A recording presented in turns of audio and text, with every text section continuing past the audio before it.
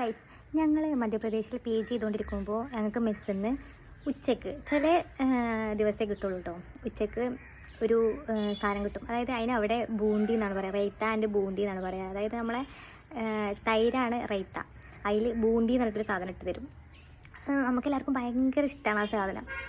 അപ്പോൾ ഞാനിങ്ങനെ ഇന്നലെ നെസ്റ്റോയിൽ പോയപ്പോൾ ബൂന്തി കണ്ടു. അപ്പോൾ ഞാൻ അമ്മയോട് പറയുമ്പോൾ ഇത് ഞങ്ങൾക്ക് അവിടെ നിന്ന് തരലുണ്ട് ഒരു ഫുഡിൻ്റെ ഒപ്പം, നല്ല രസമാണ്.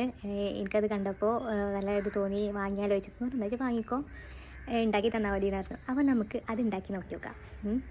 സിമ്പിളാണ്, ഒന്നും ചെയ്യണ്ട, നമുക്ക് ഉണ്ടാക്കി നോക്കിയാലോ കേട്ടോ. ബൂന്തി ഇതിങ്ങനെ കണ്ടിട്ടില്ലേ, ഇതിന് മധുരമുള്ള സാധനം ഉണ്ട്. ആ മധുരമുള്ള വെച്ചിട്ടാണ് നമ്മൾ എന്ത് ചെയ്യുക, ലഡു ഉണ്ടാക്കല്.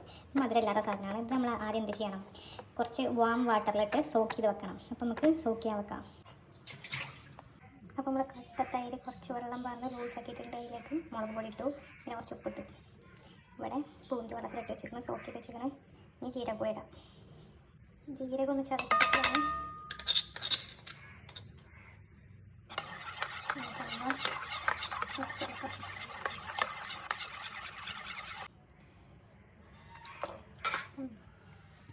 നമുക്ക് ഈ ബൂന്തി ഇതിന് നേരെ അതിക്കിടാം. കണ്ടോ, ബൂന്തി ഒന്ന് ഇങ്ങനെ ഇങ്ങനെ ഇതായി വന്നിട്ടുണ്ട്.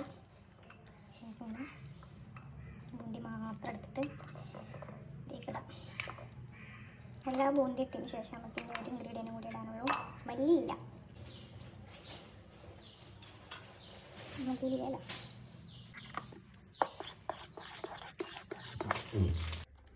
അപ്പം നമ്മൾ സാധനമായിട്ടുണ്ട്, ടേസ്റ്റ് ചെയ്ത് നോക്കാം.